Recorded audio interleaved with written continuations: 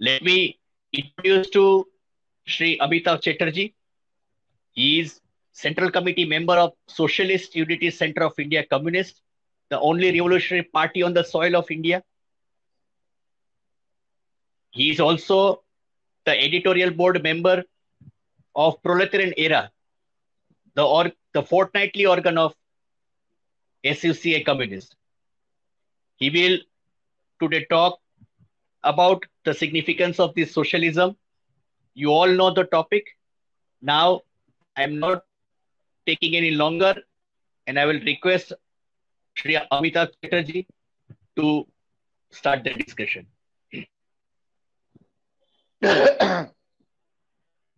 Thank you, Bhavik, for offering me.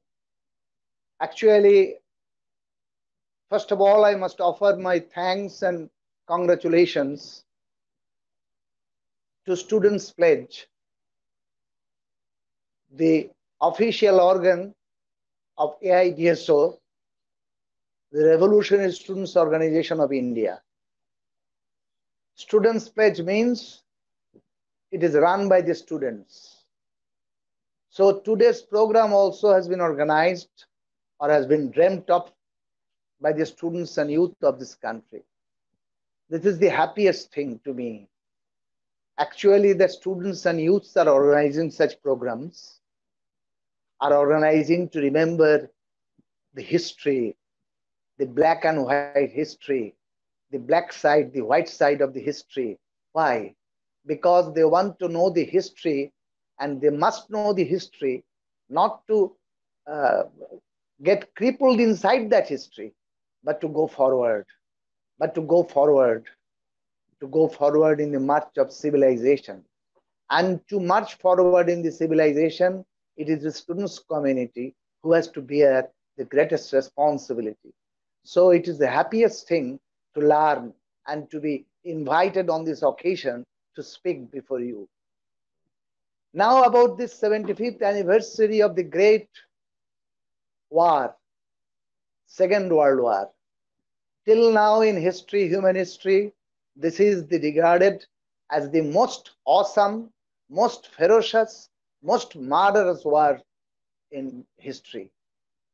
Till now, there was no such war that sacrificed, that brought into the open, that snatched the lives of more than 2 crores, 3 crores of people. This is the history. So first of all, what I want to mention or to point out and to draw your attention to the fact that to think that it was a war between USSR and Germany will not be proper, will not be correct, will not be history. Actually, it is a war between Soviet socialism and whole imperialist world. It was a war between USSR, between socialism and capitalism, imperialism of the world. Probably you know that since the birth of socialism in USSR, all the imperialist, capitalist and the reactionary forces of the world got united to destroy it at the birth itself. They conspired in all way how to bury, how to destroy, how to push it to the grave, this new dawn of new civilization, completely a new civilization in the history of mankind. Because for some it was a dawn, for some it was the end of their rule. So the enemies of civilization, the enemies of people, the enemies of the toiling people, the enemies of the freedom, liberty, equality, they could smell that if this socialism in USSR advances, can draw more people from throughout the world, then the death knell of capitalism, imperialism will be sung very soon, very soon. So who knows the history? They know since the birth of Soviet socialism, all imperialist forces jumped on it to bury it, to destroy it. Continuous civil war was there. It is the first chapter. Then when it grew up and could proceed, and the imperialists saw its advanced march. So they conspired how to kill it, how to destroy it. So the imperialists were at one hand to encourage, to give succor to Hitler-led Germany, to Hitler, to German fascist forces. It is the monopolists of Germany who backed Hitler, who actually brought Hitler to the post of chancellor of that country. But these monopolists were also backed by all the monopolists, by all the imperialist forces of the world. Yes, they saw their savior in fascism against socialism. Yes, so the height of Stalin's leadership lies here. It is not only his bravery, it is not only he led the Soviet Union in the battlefield and snatched victory from the fascist German forces. The giantness, the greatness of this leader is his foresight. That he could foresee the game plan of the imperialist forces of the world. He could foresee that these forces are at one, are united to destroy Soviet Union by this or that means. So that war was imminent, that they were planning to impose war on Soviet Union. Stalin could smell, Stalin could foresee, and that Germany is going to be that force who will be incited against the Soviet Union. That Stalin could smell. The leadership of Soviet Party could smell. So Stalin, from the very beginning, when there was no sign of war, Stalin could smell, and Stalin invited all the so-called democratic, that means imperialist capitalist forces of the world, of Europe particularly,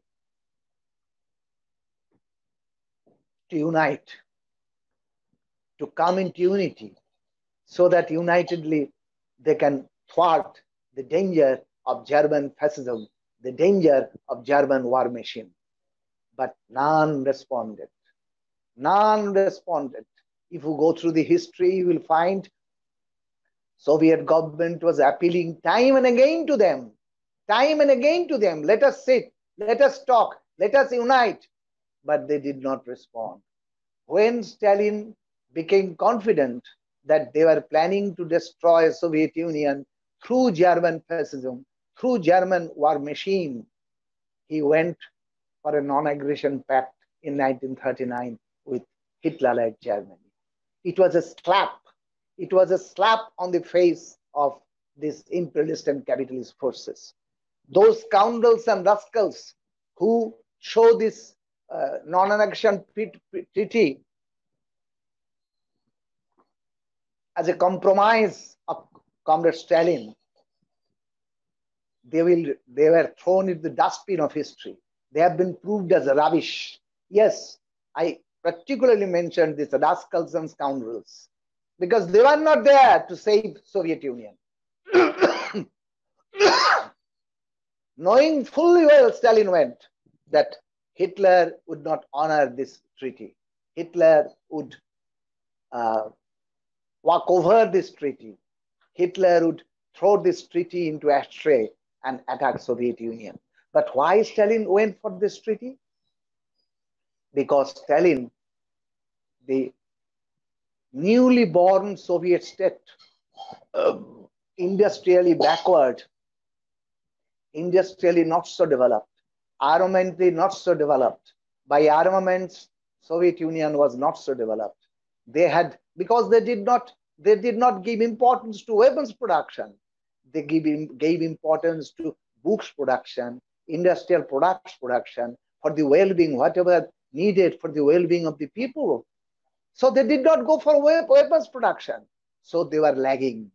So Stalin wanted some time to prepare the country for war through weapon production, industrial production. And an industrially backward country cannot combat this fiercest military machine of the West. He took time. So when the time came in 1941, 22nd June, Hitler struck Soviet Union.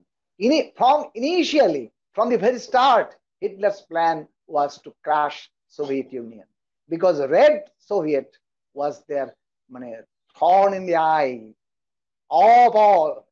If you go through the history, you will find Spain's ruler Franco was commanding to his soldiers, yes, you join the Axis, but don't fight. You join the Axis power. Spain will join the Axis power, but don't fight the European powers. You have to fight against the Red Soviets. So they were joining Hitler's army, but don't fight against France, England, these European capitalist forces, imperialist forces. If to fight, then fight against the Red Soviet. So Soviet socialism was the thorn in their eyes. So when Germany attacked Soviet Union, some say that it was very sudden and Soviet Union was caught unaware. This is not correct. On the very date, on 1941, I cannot just remember the date, exact date, Stalin addressed the nation. And initially, Soviet Russia was defeated. German's army, you must know, this was the fiercest army in the world. And the whole Eastern Front was the total area of the Eastern Front, what 1,800 miles front.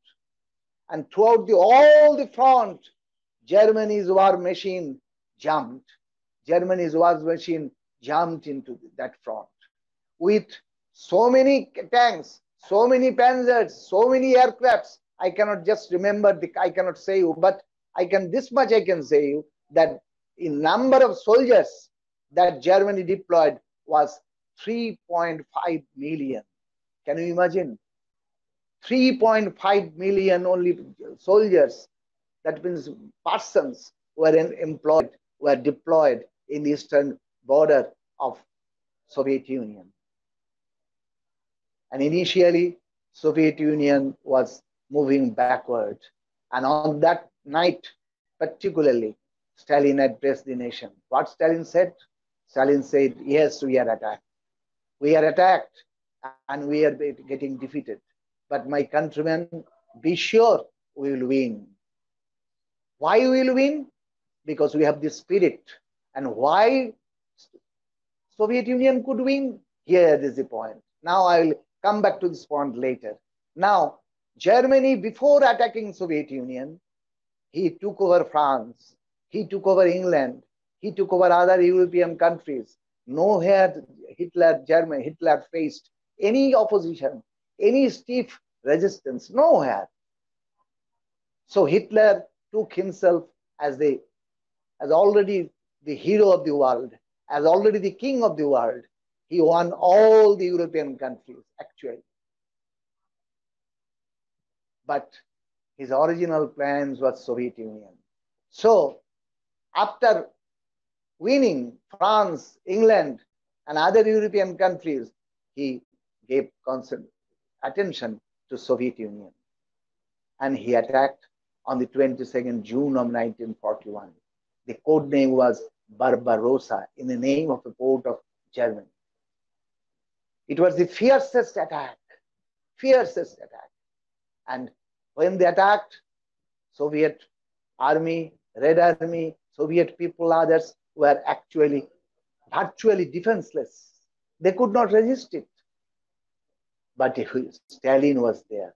Stalin gave the strength, not only the strength, mental strength, and people could think that yes, we would win. Why? Because Stalin is there.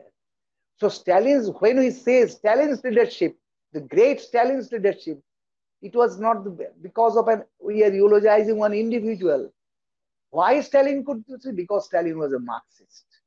Because Stalin was the disciple of Lenin. Because he was a Marxist-Leninist. Because he was a dialectician. Because he knew dialectical materialism. He could apply dialectical materialism in the science of war. He could foresee when even Germany attacked. Stalin appealed, time and again appealed to the West. Only very late, they offered any help. But even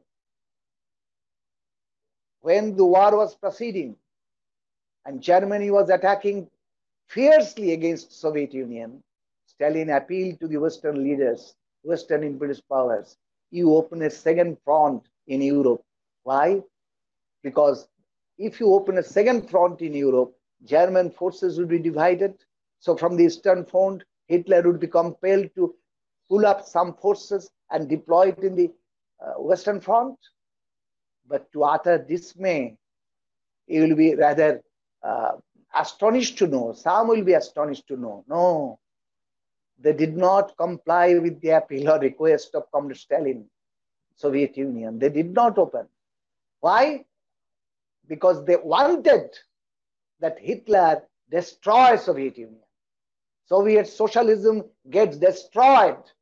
Their number one enemy get destroyed. It was their intention. It was their plan. It was their dream. So they did not respond. And when they opened the second front, we are celebrating 9th May as the victory day of Second World War by the people of the whole world. But Western powers celebrate 8th May. To them, 8th May is the day of victory. Why? Because they opened the second front in the month of December 1944 in the Normandy, in the northern side of France, in the sea beach, Normandy landing. There the Marines of the European forces landed. And from there, they tried to go to Germany. So it was in the month of December 1944 when Soviet Red Army was marching towards Berlin and was advancing rapidly. It became clear to all in the world that Hitler is going to be defeated. Soviet Union is going to be victorious. Then and then only they opened a second front by Normandy landing in the France. Why? Because they could very well understand the glory of this victory will all go to Soviet socialism. So their number one enemy will become the hero of the world. So what they wanted, they felt that their whole plan was going to be frustrated. So at the last moment, in the month of December, so only 6 months before the end of Second World War. Second World War was ended on 1945 May, and they opened the second front in 1944 December, in the month of December. Or June or December, something like that.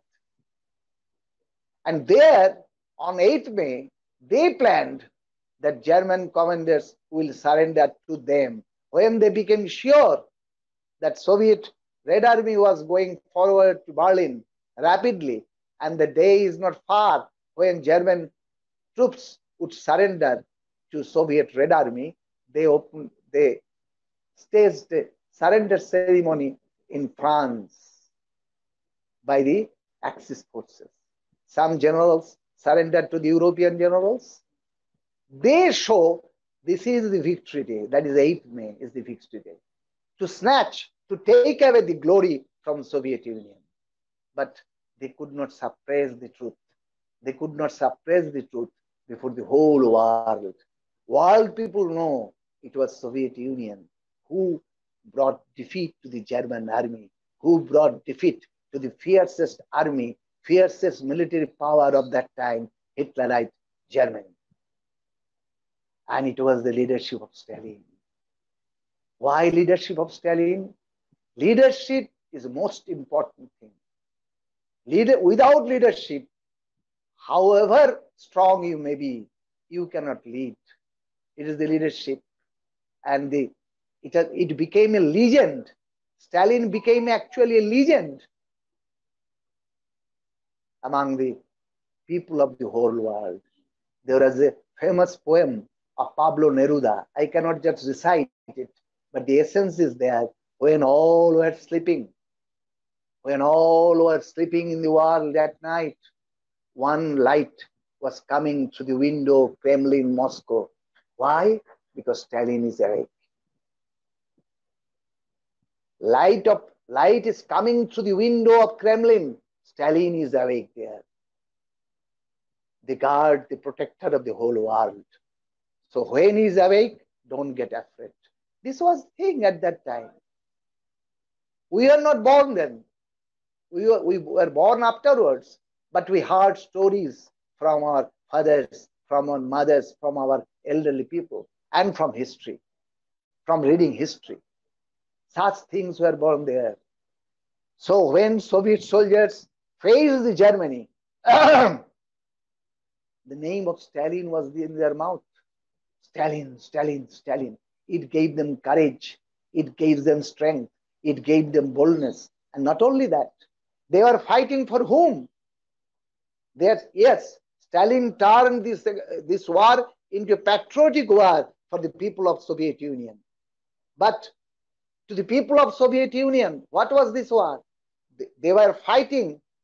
They could understand. They were made to understand that you are fighting not only for you, not only for your country, you are fighting for the whole civilization. If Germany is not defeated, whole civilized world will be under chains. So you are the savior of mankind. Don't forget your greatest responsibility. And the last Germans' defeat came from started from Stalingrad. The Stalingrad war is something to be read, something to know. When Leningrad fell, Stalin was there. When German army invaded Stalingrad, actually the war in Stalingrad was something unthinkable in history. Every house, every street was the battlefield. People were fighting German army through their utensils, whatever they got in their hands. And from this Stalingrad, German army started to go back, started to go backward. And it was the end of the Germans' war machine. And not only that, you will be astonished to know that these imperialist forces did not stop their dreaming of killing Soviet Union even during the war, even after the war. If you go to the Wikipedia or you go to the internet, you will find there is one. Just 2 days ago, I found it. Again, Operation Unthinkable. The code name was Operation Unthinkable. At the fag end of the war, after the war, suppose in 1945, after May or during May, the British were planning with the US forces that they would again attack Soviet Union. Because Soviet Union is now exhausted, they will not be able to resist. So somehow they could not, somehow they did not, but it was also planned, and that code name was Operation Unthinkable. Yes, you go to the history, you will find. By this, I want to show that it was a class war. Second World War is a class war in the sense that it was a war between the imperialist capitalists and the toiling people of the world. Imperialist capitalists were represented by USA, England, France, all these, and the toiling people, working class, was represented by Soviet Union. And what did this give? Soviet Union not only liberated Germany, not only defeated Germany, Soviet Union, while going to Berlin, while going to this onward march, liberated many countries of East Europe. Many countries of East Europe which were occupied earlier by either the imperialist forces or by their agents of those countries. A new vista was opened before the world of socialism, world of emancipation. After this victory, in India, here, why British fled? When British fled? When British rulers could understand that after this victory of Soviet Union, after the defeat of Hitler, they won't be able to rule India in the old way. They won't be able to rule India, because in India also the, everything was in ferment. People were coming out. Yes, the independence struggle will crush the British imperialists. So somehow they managed, they conspired to partition India, and they, with the help, with the conspiracy of the Congress leaders and these Hindu Mahasabha, the ancestors of this BJP RSS, all they combined and they supported this partition. And with this partition on our body, British fled, making India independent. This was the result of Second World War also. And not only in India, many countries in Asia, Africa, Latin America was liberated. Why? Because Soviet socialism, Soviet Union backed them, and imperialist rulers were afraid. Then they raised a hue and cry, What? Soviet Union was after establishing communism throughout the world through army, through force. It was a false, absolutely false propaganda, absolutely lie. But they spread this lie, and through this they brought the Truman Doctrine. US's president was then Truman. Truman Doctrine. What was Truman Doctrine? Truman Doctrine is everywhere US forces would be there to stop the onward march of Soviet army. But Soviet did not have such any plan, because Leninism taught us revolution cannot be exported or imported. Stalin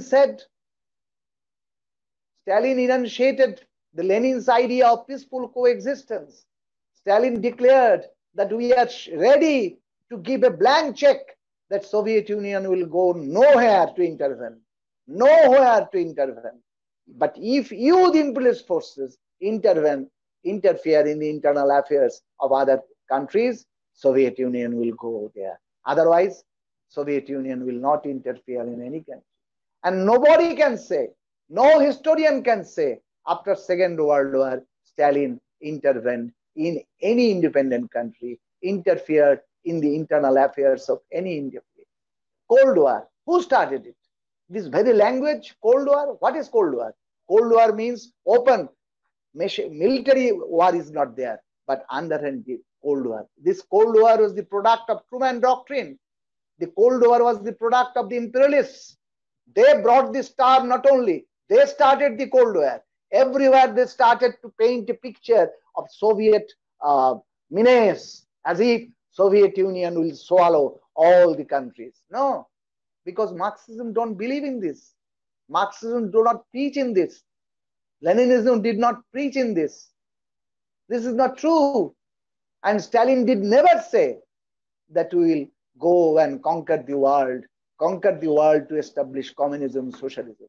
Even during war, there was a complaint against the Soviet leadership by the French communists, even all other also, that as Soviet Union is allied with the French government, British government, US government, so Soviet Union is not helping the French communists, French people in their fight against their governments. There is a beautiful interview taken by Romarola from Stalin. You will find it in a very famous book, famous I would say, you should read it, by our General Secretary, Comrade Prabhas Ghosh. Stalin and the reply to the smear campaign of the imperialists. There he quoted this interview of Romarola taken from Stalin, interview of Stalin by Romarola. There Stalin categorically said, it is not the responsibility of Soviet Union to help the French working class to fight against their bourgeoisie. They will have to fight against their bourgeoisie. It was the idea. Only this thing were brought when this revisionist Khrushchev came to power, and they started this intermingling. They started to interfere in the internal affairs of other countries. It was never the policy of Soviet Union under Stalin's leadership. It cannot be, because Stalin was a Marxist, a giant Marxist, a Leninist.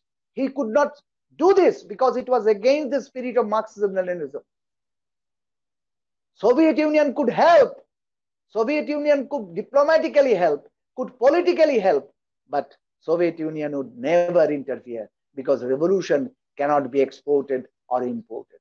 It was the error, it was the fault of Trotsky that in the name of permanent revolution, he wanted that Soviet Red Army march through the Europe. No, Stalin did never think like that, never dream like that. It is our misfortune, if you allow me to use this word, that this great Soviet socialism was crushed, rather, had fallen after Stalin's demise. Yes, it was fallen not in 1991. Actually, the decline started very rapidly since 1956 from the 20th Congress when Khrushchev came to power. Khrushchev has it banned revisionists. And by coming to power, Khrushchev started maligning Stalin, this so-called secret speech of 20th Congress. And it was none else but our leader, teacher, guide, Comrade Shivdas Ghosh. Yes, we are proud of it that we got such a leader, such a thinker. He warned.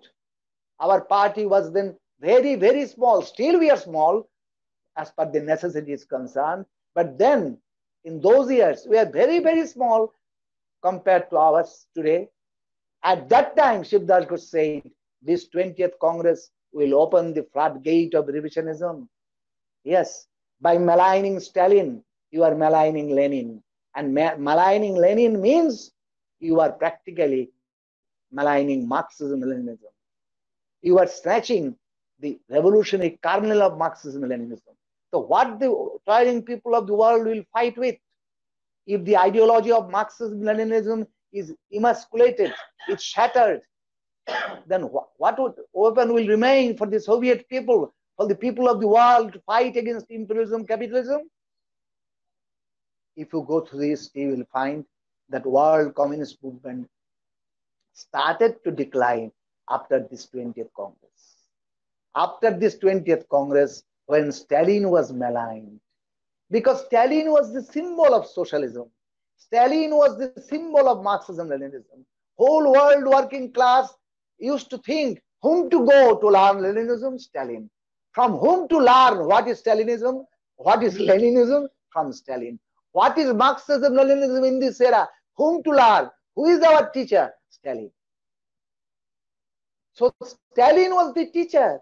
Stalin was the beacon. Stalin was the light before the mankind. If that light is taken away, whole world, whole civilization was thrown into darkness. And that darkness started to descend from 20th Congress of CPSU. But reality will hit back. You can obliterate the name of Stalin from history, but you cannot obliterate the achievements of Stalin. You cannot obliterate the greatness of Stalin. Stalin will again come. And if you find nowadays, through this internet, we find people, even in Soviet, even in Russia, the youngsters are also trying to trying to rethink about the role of Stalin's leadership. They find that it was Stalin who brought glory, who brought actually exploitation-free Russia to the people and throughout the world. If we had to build, if we had to fight for socialism, if we had to bring revolution, you have mentioned that is socialism is future? Yes. What future can there be? Future means bright future. Today in India and throughout the world, we find the horrible conditions of the working class, the horrible conditions of these laborers. In India also, we find the plight of them. Yesterday or day before yesterday, they were run over by a goods train while they were sleeping. They could not walk further. This is India. This is civilization. This is the democratic country that we boast of. You students, you must rise in revolt. Yes, it is your responsibility. You must rise in revolt. Your organ's name is Students' Pledge. So there is a pledge. And it is the students and youth which will have to take the pledge. There is no meaning. There is no significance in observing the 75th anniversary of the Victory Day if you, the students and youth, do not realize your duties, do not realize your responsibilities, do not go through the history, do not search history for truth. Yes. So on this very day, the students and youth, I do not say of the world, I will only say of India, because we are living in India, we are talking in India. You students pledge, your organization EIDSO, you take the pledge. As students organization, you will take the teachings of Marx, Engels, Lenin, Stalin, Mao Zedong, and Comrade Shiv Das Ghosh among the students community of India. Why? Because you students, you have the courage, you have the knowledge, you have the power, you have the character. Student life is the most precious life, precious part of life in the life of a human being. Don't waste it. Don't waste it by doing this or by loitering, by doing this or that. It is the golden time for you. And there is Comrade Shiv Das Ghosh used to say, and then only one surest way to live and die with honor. Comrade Shiv Das Ghosh, while addressing a conference of yours, this AIDSO, probably in 1974 in Kotak, he said, why don't man are mortal? You have to die. None can live forever. But if to die, how to die? If to die, how to die? Would you die begging in the streets? Would you die like cats and dogs in the streets? Or you will die with your head high, with honor. And what is that honor? Comrade Ghosh called the students' community and said, there is only surest way, one surest way to live and die with honor, with your head high. That is by taking part in the revolution, transformation of the society and the struggle that is going on inside the society.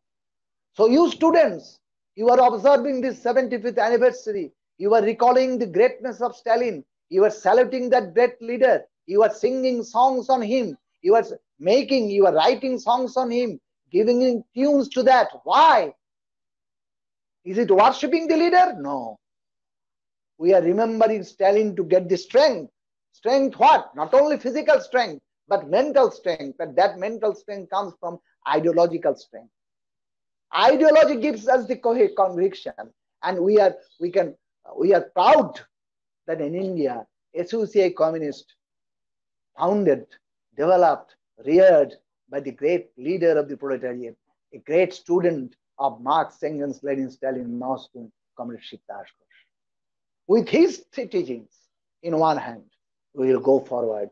We will go and bring about, we will light the dark rooms, we will light the dark corners of the country with the light of Marxism, Leninism, Shiv Das Ghosh's thought.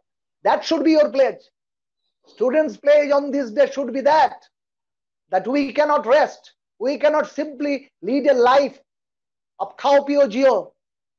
We cannot lead such a life. That is not for us. If we are students, if we know the history, if we feel that we are students of a country where Netaji Subhash Bose was once born, we cannot simply sit idle. We cannot simply go on loitering. We cannot simply sit idle, do this and that thing. No. You have to go to the students, wake them up, tell them the teachings on this 75th anniversary. Why Stalin saved the world?